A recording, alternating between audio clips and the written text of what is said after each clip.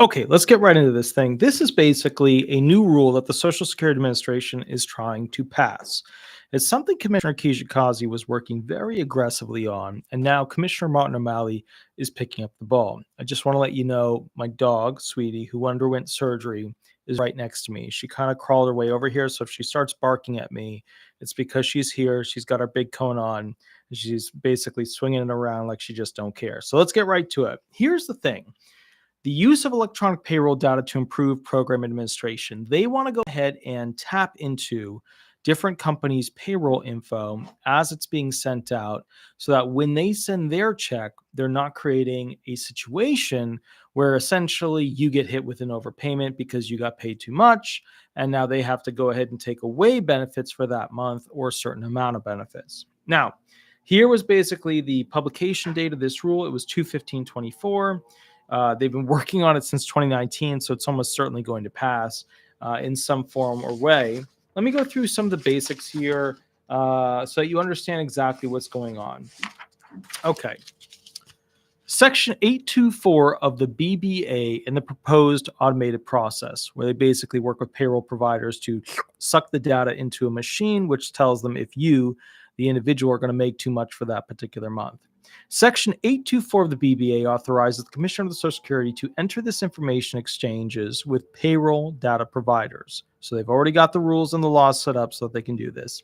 To obtain wage and employment information, it authorizes these information exchanges for the purposes of efficient program administration and to prevent improper OASDI, disability, and SSI payments. Remember, the big problem is there's zillions of overpayments. The grand lion's share are for supplemental security income individuals. So they're for the SSDIers, potentially retirement too, the SSIers, without the need for verification by independent or collateral sources, right?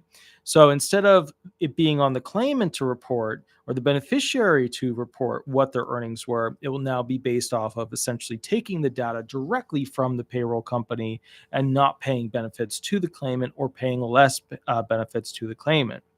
Now, just to go through this, Section 824 adds to a new section, 1184, to the Act and also adds language to Sections 225 and 1631E of the Act to clarify the role that information exchanges will play in determining payment amount and making eligibility entitlement determinations and decisions for the OASDI, disability, and SSI programs.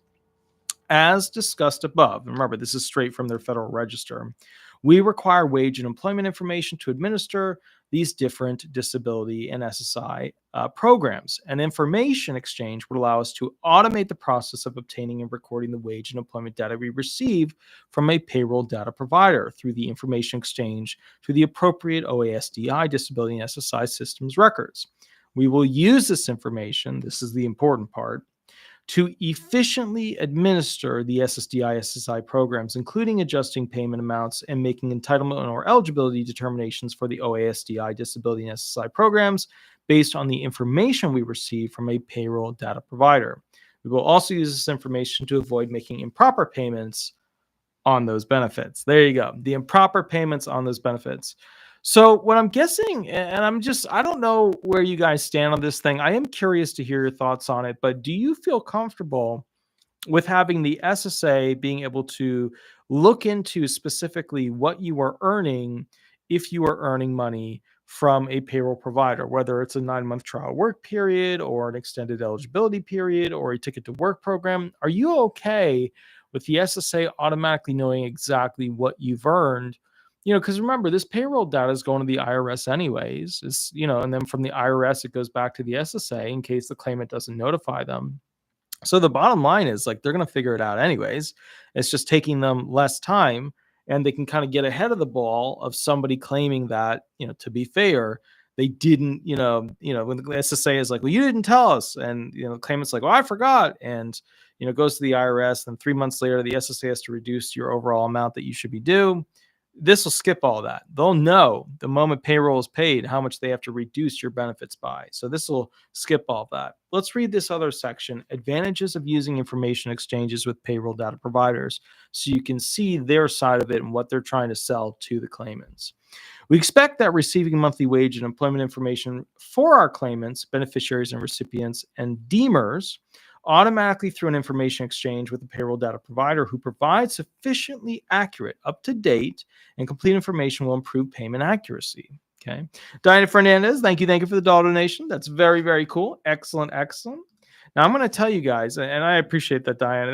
That's absolutely awesome. Now I want you guys to realize with this, one of the big issues I foresee with this is that if they go ahead and process the payroll data and the payroll company did something wrong, then your benefits are going to be wrong. So if the payroll company like puts in a wrong number or it processes something incorrectly and the SSA grabs it from the payroll processing exchange, then all of a sudden your retirement disability supplemental security income check is going to be wrong as well.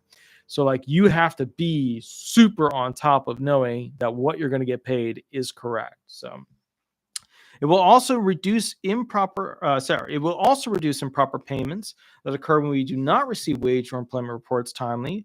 Further, this process would reduce the burden of self-reporting on individuals who authorize us to obtain wage and employment information from a participating payroll data provider, and we receive their wage and employment information from their employer through an information exchange. Additionally, individuals who provide authorization would not be subject to certain penalties under Section 1129A of the Act for any omissions or errors with respect to wages reported by a participating payroll data provider. In fiscal year 2022, we performed 54 cases of administrative sanctions in the SSI program and 82 administrative sanctions in the Social Security Disability Insurance Program. In fiscal year 2023, it was 59 cases and 24 cases respectively. So in other words, and I mean, that's small. We're talking like, basically, just over 100 and just under 100. So the point is like, they're going after people, and this is part of the whole threat, audit thing the SSA is becoming more aggressive with. And they're saying that, look, if you don't report to us any wages you earn and we catch you, we're gonna go after you, and we're gonna use these administrative sanctions against you. And so, just to be fair here, the whole point with this thing is, and I want you to understand, they're saying you're gonna have certain immunity if you opt into this information exchange with that payroll provider. That's the carrot right there. They don't want you to do bad. They're giving you an automated process so that you don't have liability. And then you won't fall into one of these situations where they have to perform sanctions against you. We define a participating payroll data provider as a payroll data provider that has an information exchange arrangement with us to provide wage and employment information. We anticipate that the implementation of an information exchange would result in more efficient use of our limited administrative resources. If we Aaron Carsons, thank you for the $10 donation. That's absolutely awesome. Wow, thank you. Love the picture, by the way. That's awesome. Blue skies all the way. Now, we anticipate the implementation of an information exchange would result in more efficient use of our limited administrative resources if we receive wage and employment information through an information exchange with a participating payroll data provider. Our technicians can reduce the amount of time spent manually requesting this information from payroll data providers and employers, manually entering that data into our systems from individuals' pay records, contacting individuals and assisting individuals with the results of incomplete and untimely reporting. So what they're getting at here is they're trying to beat the overpayment problem that they have. As you know, tens of billions of dollars are due in overpayments. A large chunk of them come from specifically this, where people will work and they won't report it. And, there we go. They get an overpayment. So they're trying to get rid of this overpayment problem because Congress is specifically leaning on the Social Security Administration to fix this. Commissioner Kijikazi started working with a lot of this stuff. And then basically, and actually, I think it actually goes back to Commissioner Saul. And then basically, Commissioner Martin O'Malley is the one who's probably going to go ahead and effectuate it. Now, I want to know your thoughts, and I want to see them right here in the chat. Old school truck driver, thank you for the $5 donation. Love the little hippo with wheels. That's awesome. Very, very cool. Very cool. So I want to ask you this. Do you feel that it's like smart to have them access your payroll information? Or do you feel that it's more of a negative, like you don't want to have something on automated payment? Because I used to be one of those people that hated automated payments because I didn't want them having access to the accounts. But at the same time, I'm at the point where, to be fair, I just there's too many things that have to be paid, between the law firm and the YouTube channel stuff and the house next door. It's just like, I have to automate it. There's no way I can keep, on top of all these different things. So my thing is this, and I got to tell you, my feelings about this is that it's something that's going to be slightly unpopular in the beginning, and then it's just going to become the standard after about 3 or 4 years. I think that they're going to have mistakes. It's going to pop up. Some people are going to be in the news about how the automated system took away their benefits, and they're freaking out. And the SSA only has like 60,000 employees of the 95 that really need to be able to perform properly, so they won't be able to get their benefits turned on. So you're going to get people in the mail or in the news about this particular issue.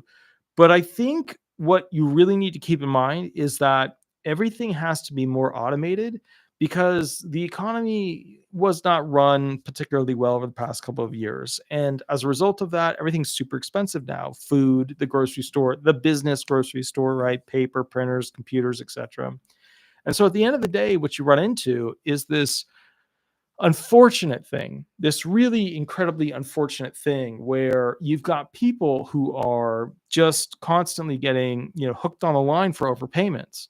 And if they can reduce that significantly by 20, 30, 40, 50, whatever percent, I think this is going to take off and be a very, very popular thing. Now, with that said, please remember to like, please remember to subscribe, please remember to thank our wonderful, wonderful moderator, Jessica. You'll see her in the blue there, the Social Security Disability moderator. Diana Fernandez, thank you for the $2 donation. That's absolutely awesome.